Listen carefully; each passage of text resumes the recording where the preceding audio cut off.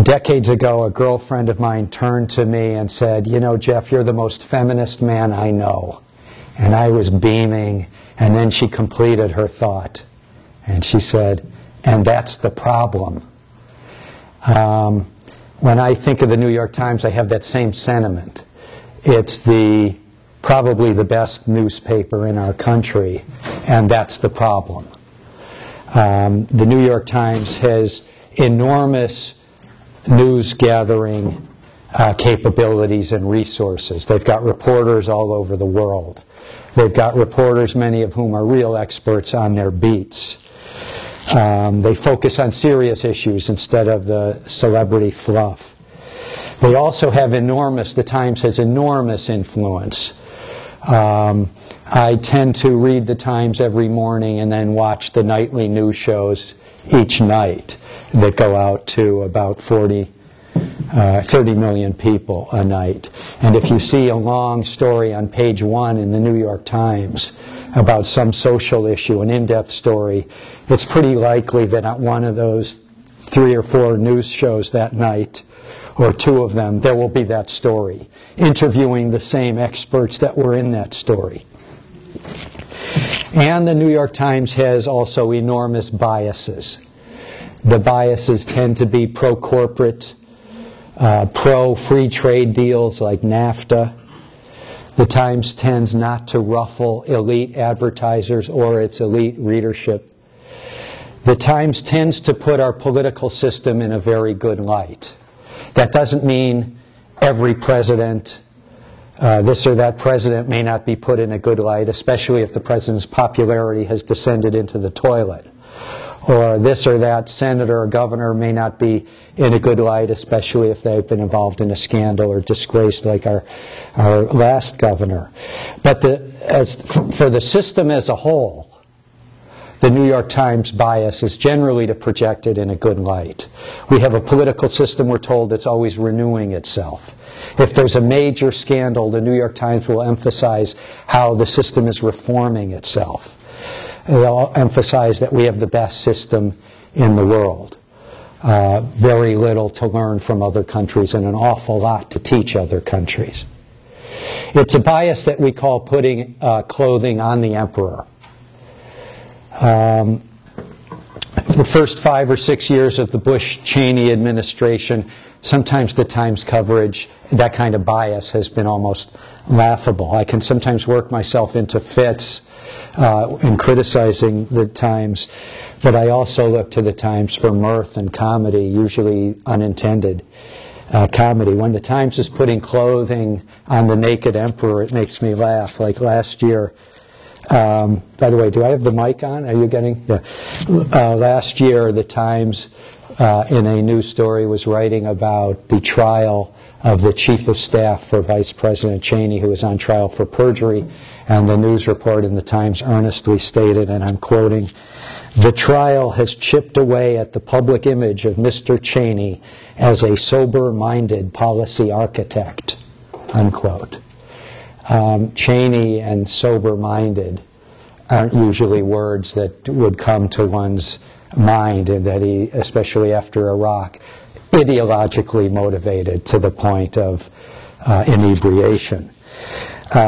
During the Reagan years, you could discern a split at the New York Times between what the reporters knew, what they saw, and on the other hand, what they reported and how it appeared in the newspaper.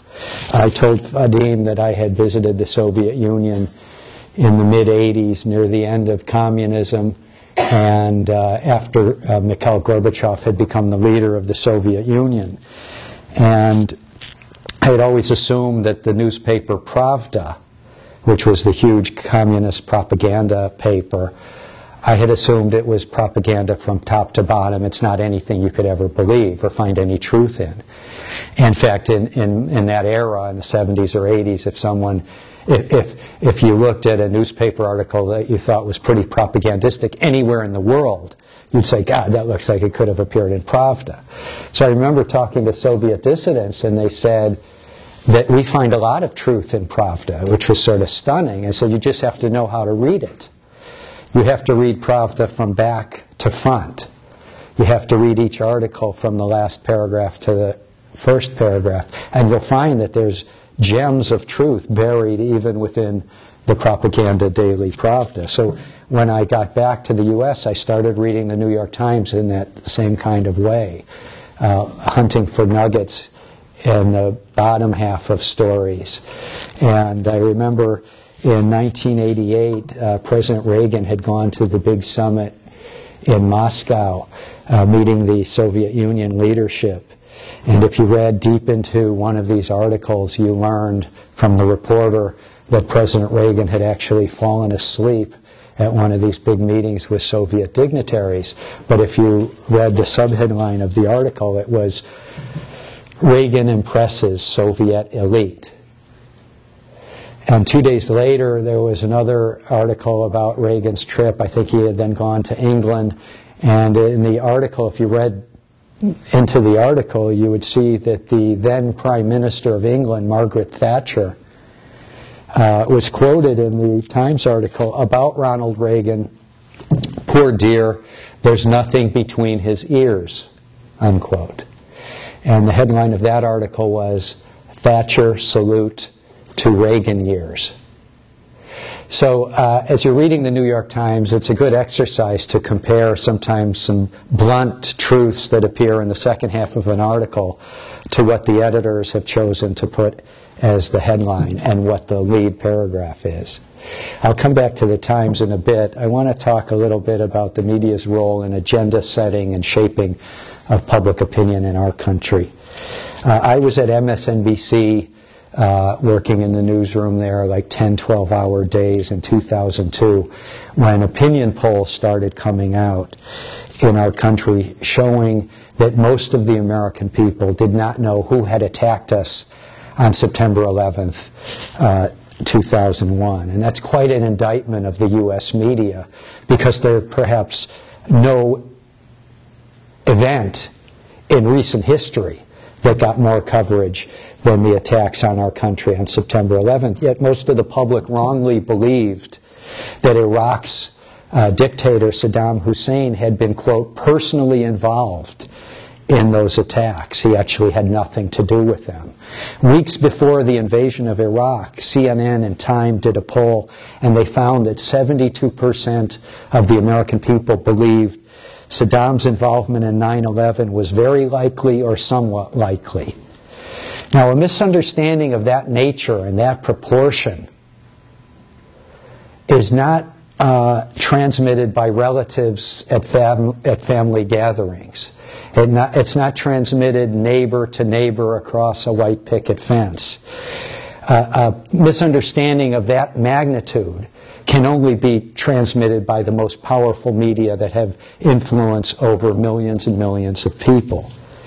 And don't get me wrong, serious news consumers who are reading the Times and reading it closely or reading other outlets, they knew that the culprits in 9/11 were Al-Qaeda, a transnational terrorist group, and that Al-Qaeda and Saddam Hussein were in fact not friends but adversaries. But most Americans aren't serious news consumers. They may be immersed in media 10 hours a day, but it's heavily entertainment media, and they're just getting enough news or news headlines to be confused, or in this case, during that time period, to be deliberately misled. The White House at the time was deliberately sowing confusion about 9/11 as they repeatedly linked, without any evidence, Al-Qaeda to Iraq. But I believe that the main factor in the public getting it so wrong was the timid media, the unwillingness to say clearly to the American public and frontally, and the tops of articles instead of buried in the backs of articles, that what the President was saying and what the Secretary of State was saying and what the Secretary of Defense was saying could not be supported by any experts or any evidence. If the media were not so timid, the American public would not have been so confused about such a basic fact as who attacked our country in the worst attack on our country, perhaps in history.